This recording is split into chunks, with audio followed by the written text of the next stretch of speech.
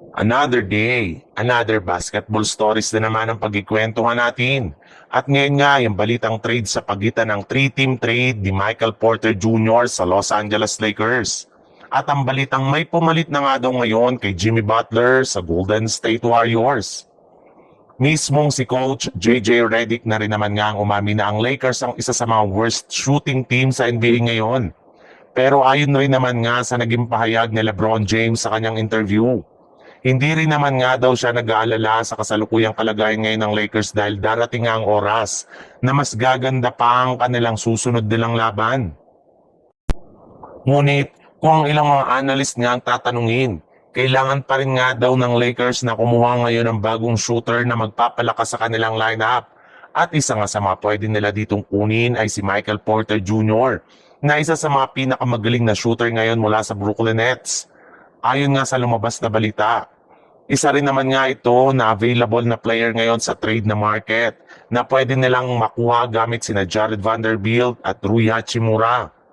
Willing na rin naman nga daw ang Lakers na gumawa dito ng 3-team o 4-team trade basta't may sa katuparan lamang ito ngayong season. Sa ibang balita naman, ilang oras naman nga lang nakakalipas nang nagtamo ng injury si Jimmy Butler sa kanyang tuhod sa third quarter ng kanilang game kanina. Laban sa Miami Heat ay ikinumpirma na nga agad ni Shams Charania ng ESPN. Na base nga daw sa naging resulta ng ginawang MRI sa kanya may lumabas nga dito na daw na torn ACL ang kanyang superstar.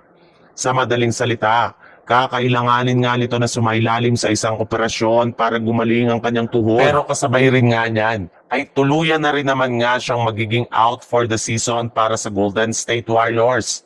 Sa madaling salita, hindi na nga siya makakapaglaro pa sa mga susunod nilang laban which is isa sa pinaka malaking dagok sa kanilang kupunan.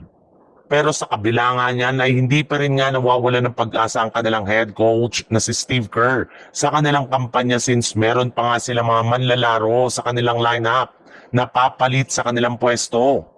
Mismong si Kerr ang nagsabi sa kanyang post-game interview na inaasahan na nga daw na ibibigay nila kay Jonathan Kuminga ang minuto ni Jimmy Butler sa mga susunod nilang laban. Hopefully nga daw ay ready ito na mag-step up para sa Golden State Warriors ngayong season.